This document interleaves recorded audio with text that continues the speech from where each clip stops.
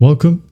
In this short tutorial, I'll be showing you how to add a drop-down menu here in Wix. Okay, so first up, open up your editor, and here, go to the left panel and click on Pages and Menus. Okay, click. Now once it loads, go ahead and go to the bottom, and here we have the blue button that says Add Menu Item. Just click on it, and as you can see, here we have the drop-down option. Okay, just click on it. Now you're gonna want to rename the drop-down, for example, List of Items.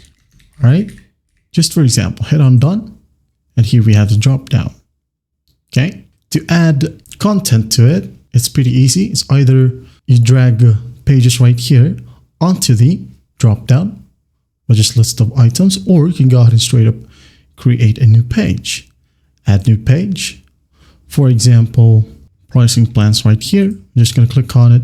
I'm just going to add it, wait for it, and then I'm going to add in some more under the List of Items dropdown. Pages, Site Menu, Pricing and Plans. I'm going to move it right here, and then I'm going to add in a new one. For example, Restaurants. Add, and once that's done, I'm going to go ahead over to Pages.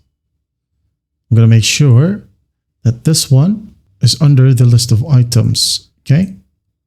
Or under the List of Items subfolder, okay, or sub-item. There you go.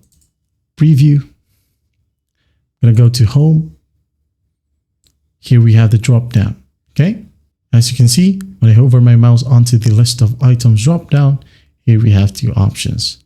Menu and Online Order. When you click on it, you'll be landed to this exact page. Online Order. There you go. And that's basically how you do it. That's how you add a drop-down menu here in Wix. Well, I hope this video helps, and I'll see you in the next one.